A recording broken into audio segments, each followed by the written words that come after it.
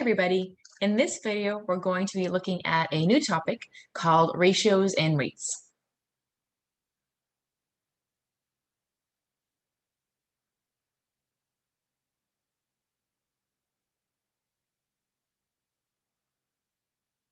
And again, don't forget to add in your date or the week in which you're working. And we're going to see that ratios and rates are almost the same definition, which is why we're combining them into one video. They're going to work very similarly here. So let's start with ratios first, and then we'll get to rates after that.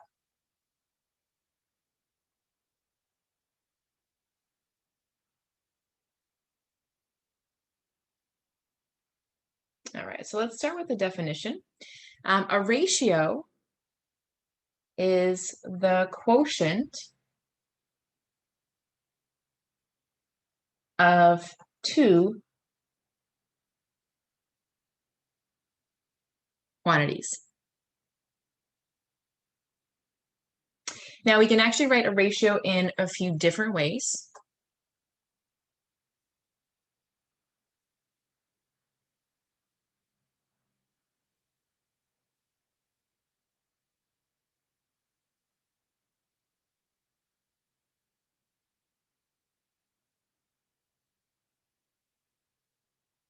So we could write it sort of in word form first. So I'm just going to call this word form.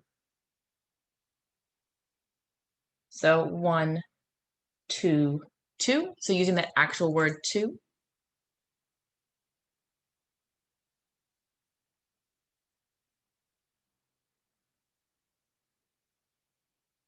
We can write it using colon notation. So 1, 2, 2. So again, that little colon would mean the word 2 here.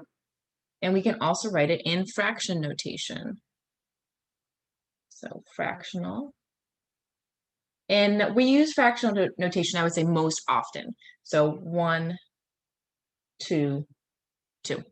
Okay, so those are all ratios. And you're going to notice that a ratio and a fraction are almost the same thing. The only thing I do want to clarify here is that a fraction,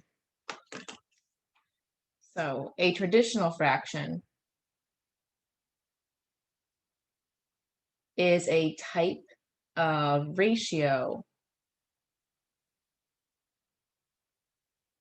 where it is specifically a part to total idea. So fractions that we've talked about already are also a kind of ratio. So you're going to see a lot of what we already learned about fractions are going to hold today as well. How to simplify ratios. We're going to simplify just like we simplify fractions and so on. But I will say that a fraction is a specific type of ratio where it's a part to total comparison. A ratio does not have to be a part to a total specifically. A ratio could be a part to part, it could be a total to total, it could be a total on top, part on the bottom. So you can really write it however you want to, as long as you go in order. So notice that when we read something, we are being specific to the order. 1 to 2 and 2 to 1 are totally different ratios. So you do want to be careful there. So again, a ratio can be any sort of quotient with two quantities. It doesn't have to be part on top, total on bottom. So a fraction is one type of ratio that we're going to see here. But the ordering is really important with a ratio. So it is important that you write it in the correct order.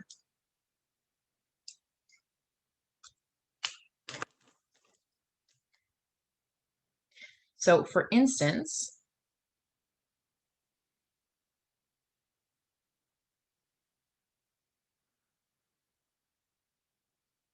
write the ratio of 21 to 28 in fractional notation. And you want to write this in simplest form.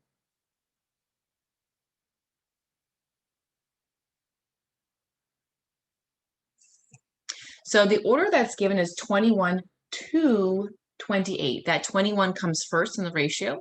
So that is going to go on top. Notice in all these examples here. So for 21 to 28, it would be 21 to 28. If I wanted to write it with a colon, 21 to 28, or in fraction, 21 to 28. Again, that order is important. 21 comes first. So it comes first in both of these notations, and that means it goes on top in the fraction notation. This may seem silly, but this is actually a really important idea. So it's going to look like this. Now, if we're going to write it in simplest form, we actually can simplify just like we simplify regular fractions. So in each of these cases, I can see that there's a factor of 7 in common. So this can get broken down into 3 fourths here. So that would be the ratio in simplest form. Let's try one more.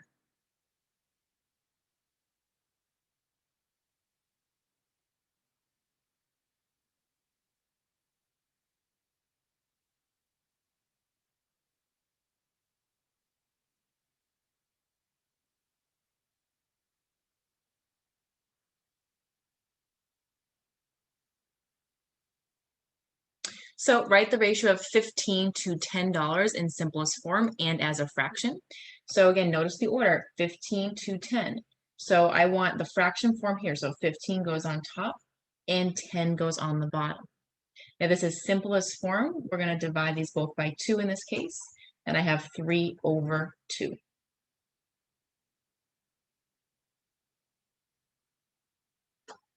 Now sometimes we'll put the units in as well. So here they're the same units, so I didn't put it in, but you will see a lot of times we may actually leave the units in on our ratios just to help remind us of what we're looking at here. Now, just as a side note too, you actually can write it in simplest form in the other notations as well. So for instance, writing it like 15 to 10, I could also do the same idea of dividing by 5, and I could rewrite it as 3 to 2. Or in the colon notation, again, you can still simplify those, doing that same sort of dividing idea like we do with the fraction, and then rewrite it in the form that you want. Okay.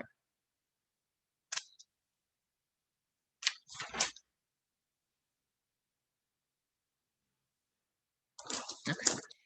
One thing I do want to note here, so you do notice that you have an improper fraction.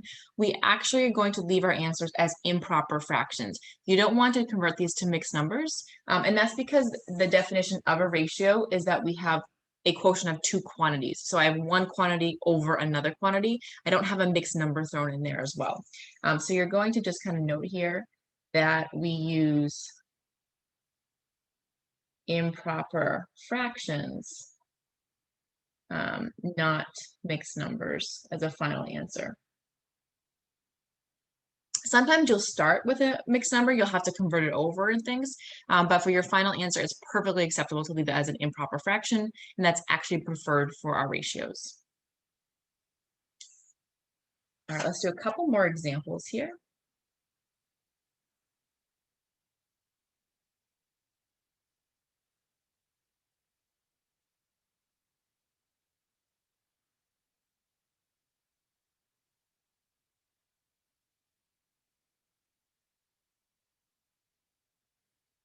Write the ratio of 2.5 to 3.15 as a fraction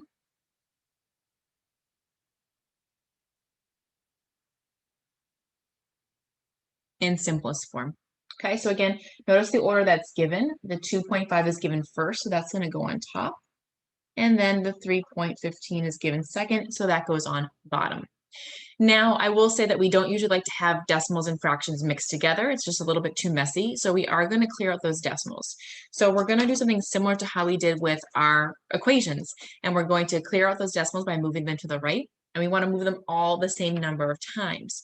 So if I have 2 decimal points here and only 1 here, I need to clear everything out. So I'm going to move them all 2 spaces, right? Because I need to move this one 2 spaces, and I have to also be the same and consistent. So even though this one only needs 1, I'm still going to move it 2 so that it matches the denominator. So you always move it the number of times that you have for the max number of decimal points. And then we're going to fill in those little holes with zeros. So we end up with 250 over 315 here. Now, moving the decimal point to the right actually is just a multiplication by a power of 10. So when you move it 2 times over, we're just multiplying by 100 over 100.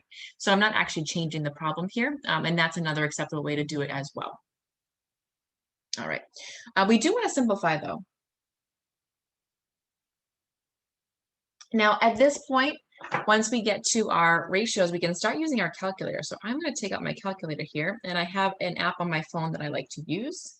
So I do notice that both of these end in 0 or 5, so I know that I can divide these both by 5. So I'm going to start with that first. So I'm going to take my app, and I'm going to go ahead and type in, it froze, hang on. Here we go. 250 divided by 5. And for the first one, I get 50. And then I do 315 divided by 5, and I have 63. Now, if I think about 50 and I think about 63, and I want to try some more numbers, I can here. But notice that if you take 50 and you divide it, I know that I can divide it by 5 again. I have 5 and 10. And 10 is just 5 times 2. So my main prime factors here are 2 and 5. And 2 and 5 do not go into 63. So this is actually the simplest form in this case.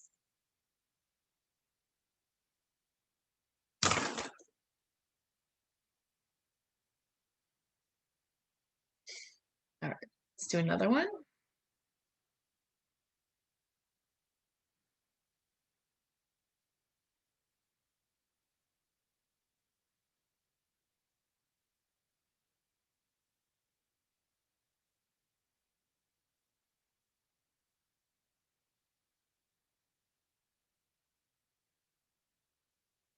So we're going to write the ratio of 2 and 5/8 to 8 and 3/4 as a fraction in simplest form. So that 2 and 5/8 comes first, so it's going to go on top. And then the 8 and 3/4 is going to go on the bottom. Now, again, this is too messy, and I actually don't like to work with mixed numbers, particularly when I have ratios here. So I want to change these over to improper fractions first. So I do 8 times 2, which is 16, plus that 5, which is 21. I have 21 over 8. And then here I have 4 times 8, which is 32. And then plus 3 is going to give me 35 over 4. So I start with that first. And now here I have a complex fraction. And you can solve this however way you'd like. The way I prefer to solve these is to rewrite it. So I notice that this is the same thing as a division bar. So I can write this as 21/8 divided by 35/4. And then I follow my rule for dividing fractions. So I change to multiplication and I flip or take the reciprocal of that second fraction. Now this is one that I definitely am going to simplify first because these numbers are pretty large. So I'm going to divide this by 4 and this by 4. So I have a 1 there and a 2 here. And then for the 21 and the 35, those are both divisible by 7. So that leaves me with a 3 and then a 5. So in my numerator, I have 3 times 1, which is 3. I have 2 times 5 in the denominator, which is 10. Double check to make sure that is simplified. Sometimes when we simplify before we multiply, we may miss some factors. So always double check one more time.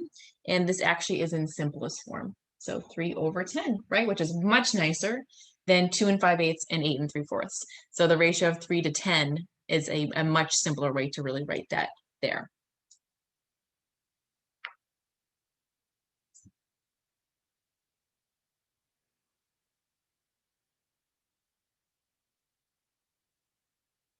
Okay, so let's do an application here. I'm going to give you a rectangle to start with. So let's say that this is 4 feet and that this is 12 feet.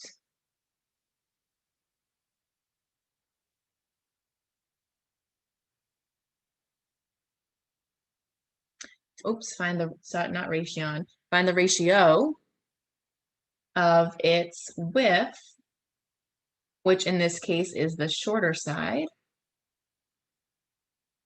to its length, which is the longer side here. So, and again, we're going to make sure this is in simplest form as well. So notice here that the width is given first and then the length. So my width is going to go on top, which is 4, and my length is going to go on bottom, which is 12. And again, I do have units here, so we typically end up writing those in. So it's 4 to 12. If it helps you too, you can also start in words here. So again, that width is given first, and then the length is given second. Now 4 over 12, I can divide those both by 4. So I end up with 1/3 as my final ratio. And again, this is sufficient, but if you want to put the units in, you could also write the units in here. But typically, if it's the same units on top and bottom, we often leave them out. So 1/3 would be fine.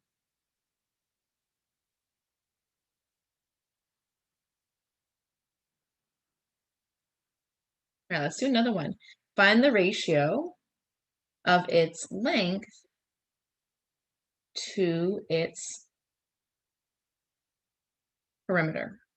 So the order is length to perimeter. So my length is going to go on top, and the perimeter goes on bottom. Now the length here we're told was the longer side, so that's 12. Now I don't have the perimeter though, but we can find that. Remember, the perimeter is just adding up all the sides. So our perimeter here is the 12 here, which is also going to be down there. So I have 12 plus 12, and then I have 4 here and 4 here, plus 4 plus 4. Okay, so 12 plus 12 is going to be 24, plus another 4 is 28, and then plus another 4 is going to be 32. So I have 32 feet altogether.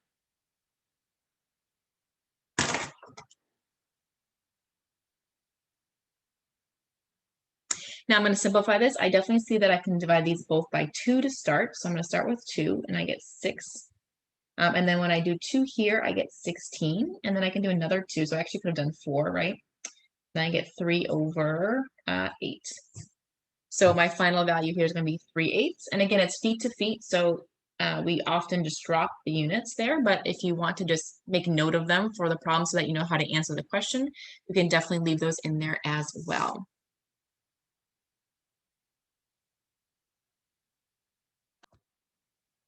Okay, let's do another definition.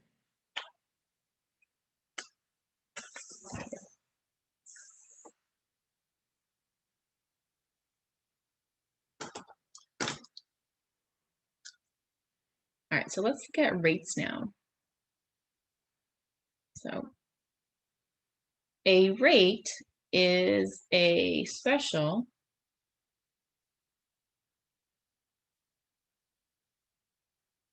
kind of ratio, and rates are used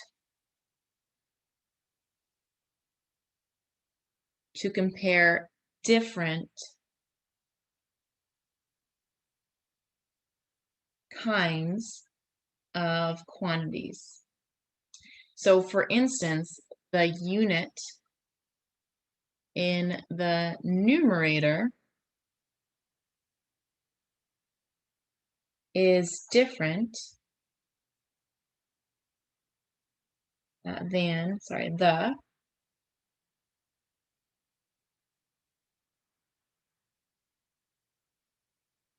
unit in the denominator.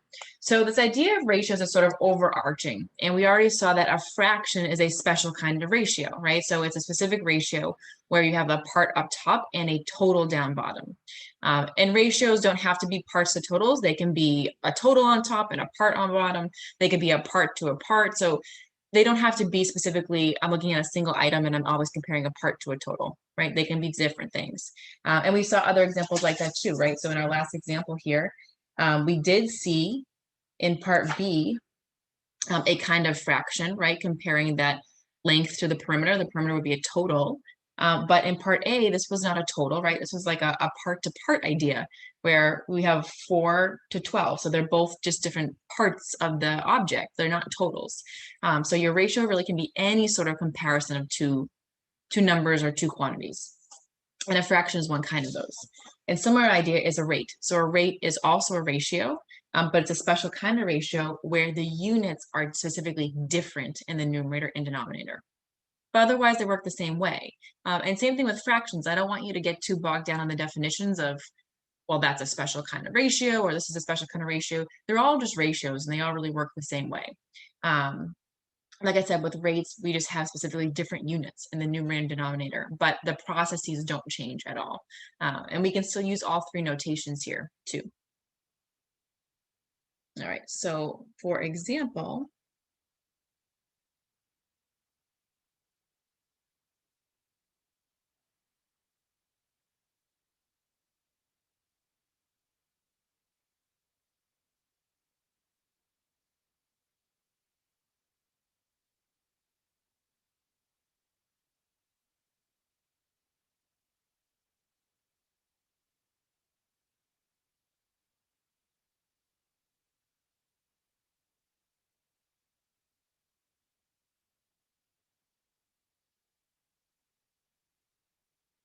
so we're going to write the rate of $2,000 to 10 weeks as a rate in simplest form. And again, I'm going to always stick with fraction here unless I say anything different.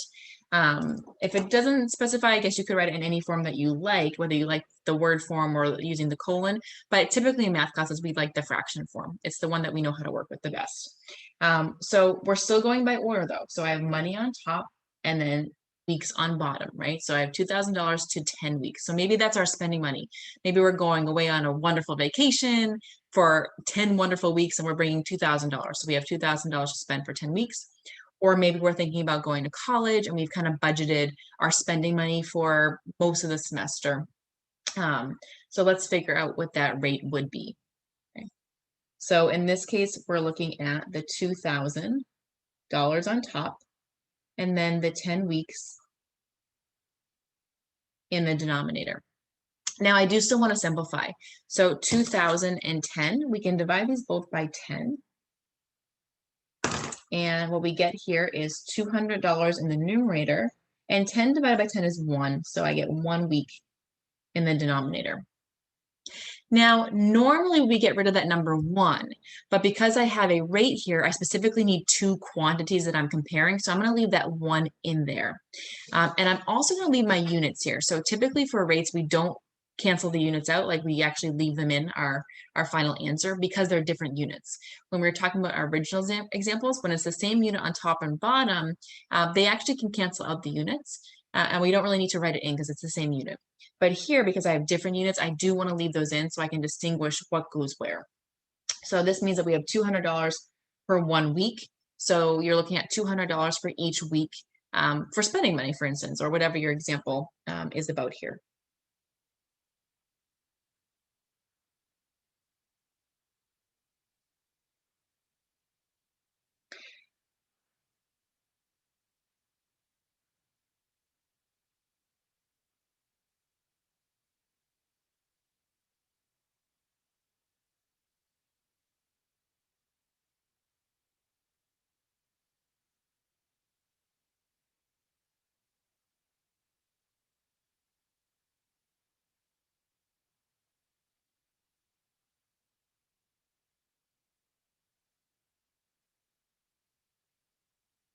So let's write the rate of 20 miles in 30 minutes as a rate in simplest form. Notice the order, 20 miles comes first. So I have 20 miles on top, and then I have 30 minutes in the denominator. I can divide both of these by 10 here. So I end up with 2 miles in 3 minutes. And again, when we have different units, we're typically going to leave those units in there as part of our final answer. Okay. So this person can travel about 2 miles every 3 minutes. Okay. Now, I don't know about you guys, but this is actually a nice application. I know I was driving the other day when we were coming home after the weekend. There was quite a lot of traffic. And if you look on the highway, some highways will have signs that will tell you how many miles and how many minutes for like the next exit, for instance. So it may say the traffic right now is going 2 miles in 3 minutes, right? It usually will say something longer than that, so it may say 20 miles in 30 minutes. But using this ratio, you can actually kind of figure out what to expect for a time, right? And like how fast you're going and things like that. So it kind of gives you a good idea of how the traffic is flowing. So one way that I always remember, if you think about it, so every highway obviously is a little bit different, but I would say most highways you tend to see, let's say your speed is about 60 miles per hour. So I'm kind of just doing a little mini application here. So again, some highways are different. Sometimes you're going 65, other times you're going 50. So I know this varies, but 60 tends to be a pretty popular speed on most highways, I feel. So let's say you're driving 60 miles per hour. Now that word per is a word that represents division. And if there's no number here, there's always a 1 there when you see that word per. So we actually do have a rate here, and it would be 60 miles per 1 hour. Now, 1 hour is the same thing as 60 minutes. Right? So 1 hour and 60 minutes, that's the same thing. So I can transfer this over to a different unit if I want to. And then if I go ahead and I simplify this, I obviously can simplify these both by 60. And I get 1 mile per 1 minute. So that's a ratio that I usually keep in mind. So when I'm on the highway, if I see those signs that show how many miles and how many minutes it's going to take me based on the traffic, if I see that 1-to-1 ratio or close to it, maybe a little bit above, a little bit below, I know I'm going at a good speed and that the traffic is not too bad, right? So if I'm seeing a 1-to-1 ratio, then I know that I'm probably traveling around 60 miles per hour, which is a pretty good speed for the highway. If I see something smaller than that, then I know I'm hitting some traffic. And if I see something faster than that or bigger, then I know I'm going faster than 60 miles per hour. So for me, I actually use rates when I'm driving and I see those signs on the highway and I'm like, oh man, it's going to take me, I'm going, I don't know, let's say 20 miles in 20 minutes. What does that mean? Well, 20 to 20 is a 1-to-1 rate there. So I know that I'm going to be traveling at a good speed for that next 20 miles. So that's just like a little application there if you're ever driving on the highway and you see those signs. If you're around a 1-to-1 ratio, then you don't have much to worry about. You know you're going at a good pace.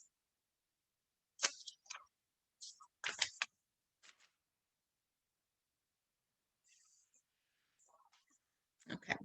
Now for rates, we also have something specifically called a unit rate.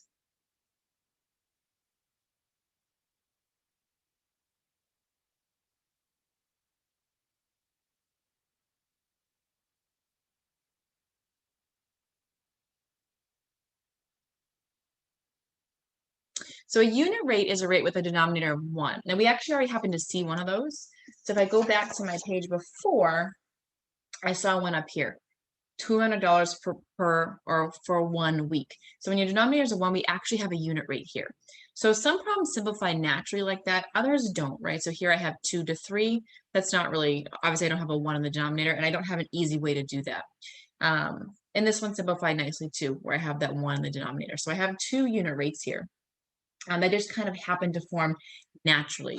But sometimes we'd like to know the unit rate because it's very helpful when comparing things. And it doesn't always simplify naturally. And that's okay. What we can just do in those cases is to just use division. So let's do some examples here.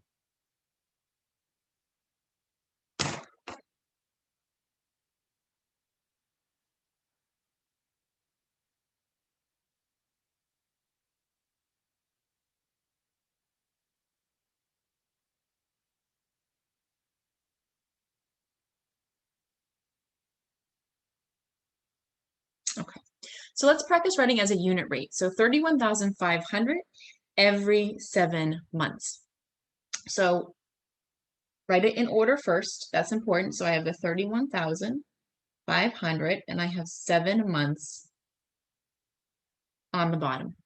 Now I know that I want to have a denominator of 1. I want this to be 1 month, right? But I want to have a unit rate here specifically. So what do you do in a case like that? We're just going to go ahead and divide. So how do I get from 7 to 1?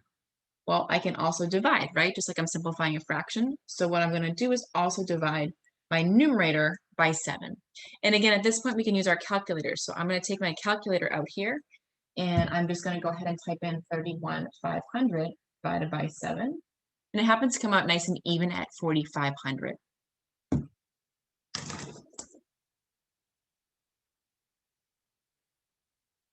So there is my unit rate. It's $4,500 for 1 month. We can also write this as $4,500 per month.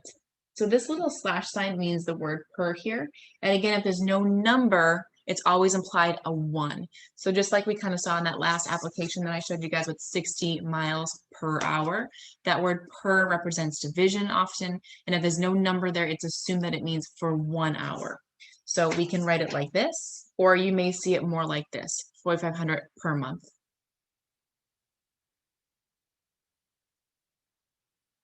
Okay, so let's do the same thing here.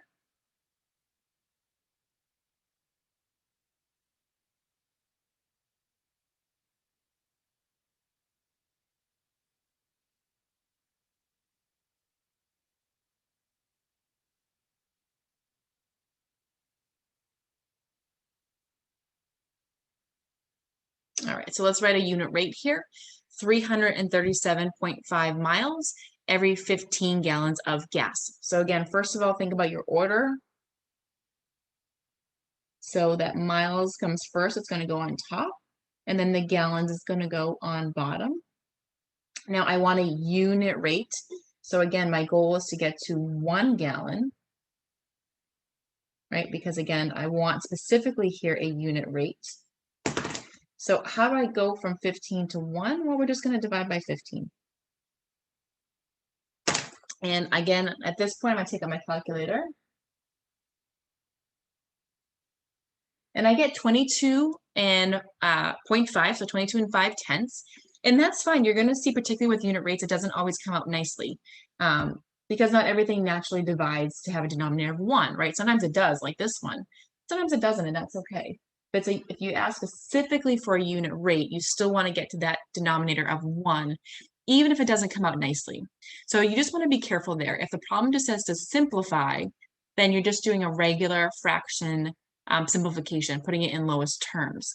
If it says to go to a unit rate, you see that word unit, then you do need a denominator of 1, whether it comes out nice or it doesn't come out nice, it doesn't matter. You still need to get that denominator of 1, and so you're just going to go ahead and divide. Okay, so our answer here, and this was miles, is 22.5 miles, or 1 gallon. Or again, you can write this as 22.5 miles per gallon. And again, when there's no number written in, there's always a 1 implied. So that's per 1 gallon in this case. Now we can also find unit prices.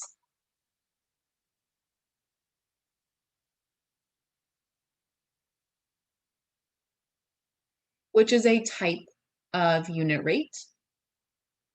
It has its own name just because we do it so often, particularly when we're comparing items when we're shopping in a grocery store, for instance. So we can also find the unit price of something. And you want to be careful here for unit price. The setup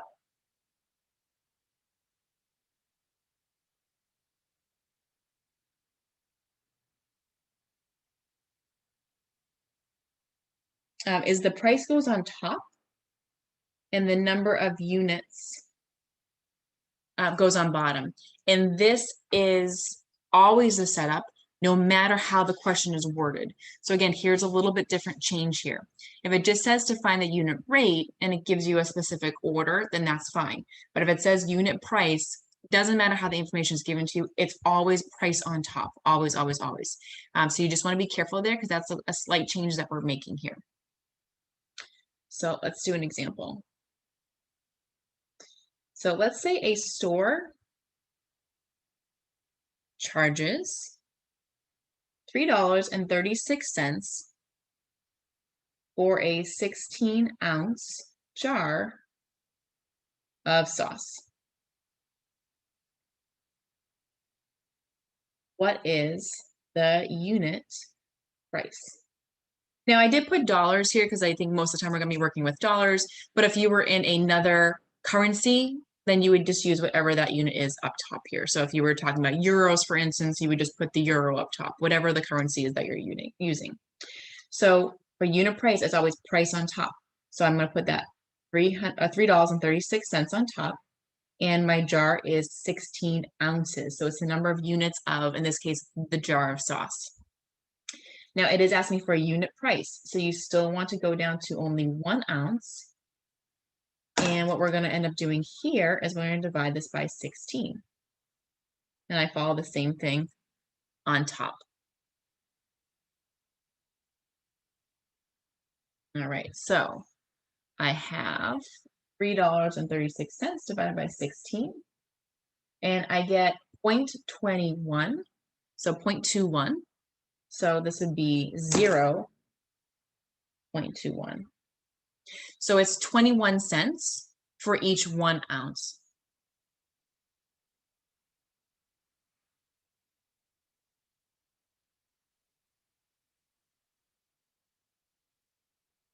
Or in words, 21 cents per ounce. Okay, so we could also write it like that.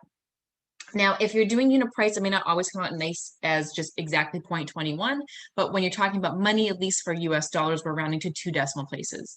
So you may have to round at some point. And if it doesn't specify, we usually default to 2 decimal places when we're talking about money there. All right, so let's do one last example here on unit price.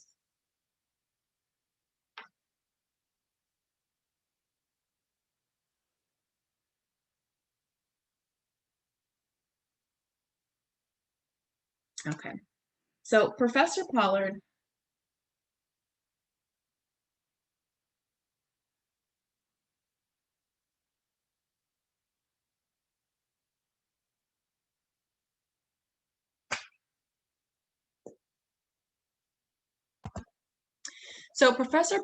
is shopping on Amazon for soap. And I'm trying to find a good deal here. So we're going to do it out by hand, and then I'm actually going to show you what to look for on Amazon too. So I'm going to look for some Dove soap.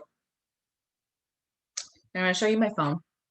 So I'm on the Amazon app, and obviously these numbers change per day, right? But let's say I'm looking for Dove soap, and here I see I get 2, I know it's hard for you guys to see at home, but 2 8-packs of Dove soap for $15.98. So my first option is to get 18 bars. Oh, sorry, not 18 bars, 16 bars, excuse me, because it's 2 8-packs. So 16 bars or $15.98. Or I see this other soap, which looks nice too. It's got some exfoliating. So what I want to do here is get 14 bars for $15.19.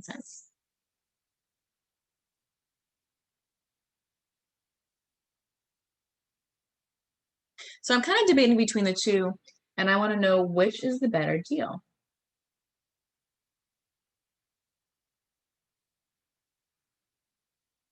So when you're comparing two items that are similar, then how to find the better deal is to compare unit prices.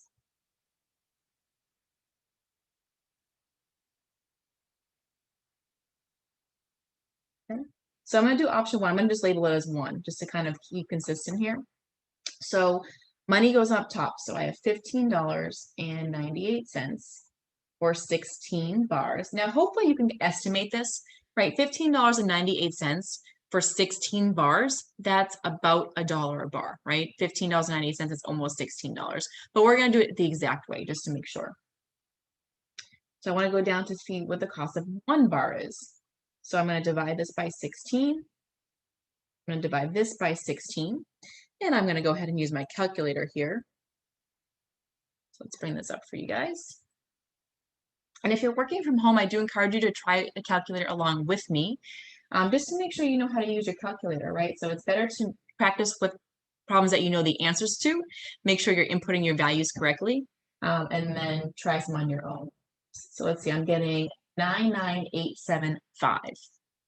So for right now, I'm just going to use a lot of decimal places, and then I'm going to go ahead and later.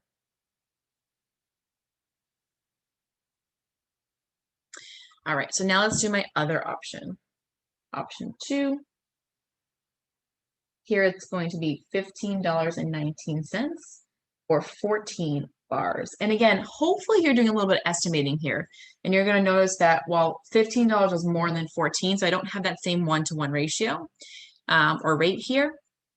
So it's going to be a little bit more than $1. But again, if you can't estimate that in your head, that's okay. We're still going to do the full division out. So I want to get down to 1 bar. So here I'm going to divide by 14 and divide by 14. And I'm just going to do this off to the side. And I get 1.085.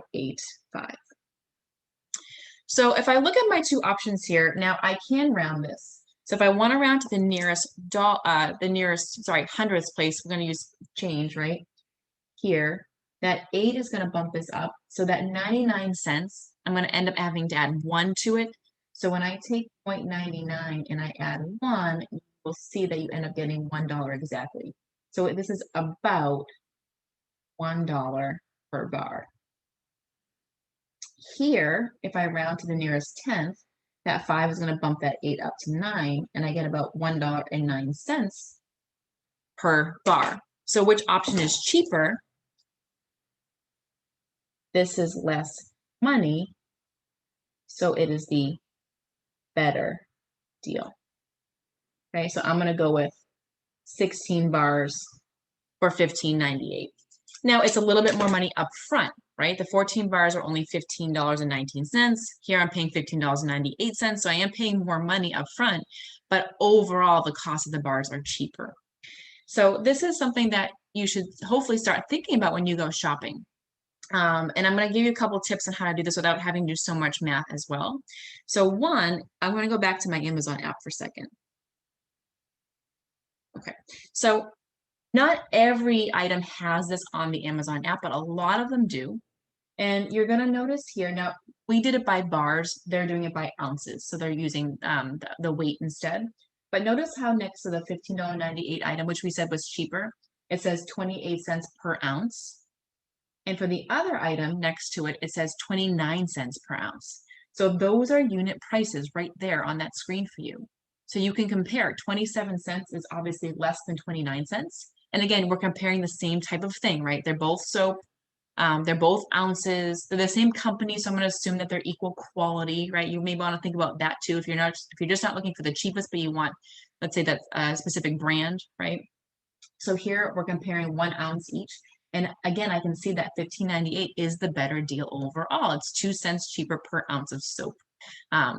Also, the cost is pretty similar. So sometimes I know for myself, if I'm looking at diapers, for instance, a lot of times with diapers, it can really change the unit price with your bigger sizes. Not always though, so you want to be careful. Sometimes the bigger boxes may all be the same unit price. So when that's the case, I may not always buy the biggest box. Kids grow so fast, I don't want to have a lot of leftover diapers that don't fit. But I do compare my unit prices and I try to balance my unit price with my budget for the day, right? So the best option may be to get the box of diapers that has 200 diapers in it. But if I don't have $60 to spend that day on diapers, then that's not going to be a good option for me, right? So we do want to balance the unit price part with your budget as well. But unit price is definitely helpful. I know I use it a lot, and a lot of our apps as well, like that Amazon app, have it on there. All right, I'm going to show you guys another one on my phone, and I'll stop with the apps. So here I'm on the Walmart app this time. Again, I'm not promoting any of these websites to be like, you have to use them. I'm just trying to show you that I know for me, I shop so much online now, that some of these websites do have that unit price built in. So that's what I'm trying to show you. Not that you have to use these apps, but that sometimes it makes it nice because you can see it right away. So here I'm looking at Pampers Baby Dry Diapers, for instance, which if anyone has kids, they know it's super expensive to buy this stuff. And I'm just looking at size 5, okay? But you can see right here, actually Walmart's kind of nice because it'll tell you the best value. But if I look at the 132 size and the 164 size, I can see that they're both at 30 cents each per diaper. So those are equal. If I come over here to the 24 pack or the 78 pack, actually the 78 pack doesn't do it for me. So I'm not going to worry about that one, but the 24 pack does, and it says 37 cents per diaper. So obviously 30 cents is cheaper than 37 cents. Now, maybe I don't want to spend $50 today on diapers, but maybe I can spend $40 on diapers and get the better deal. So that may be the option that I want to buy. Maybe I don't have $40 today though. Maybe I still have to buy the 24 pack to get me through the week, and that's okay too. But you can see your unit price here to get the better deal. When you're shopping at the grocery store, and this will be my last part of my spiel, you guys can tell I love all these applications, I think. When you're shopping at the grocery store, and you're looking at an item, so you're not on the app, right? But you're at the store. I try this with cereal boxes particularly because it's so easy to see the different size boxes of cereal and things.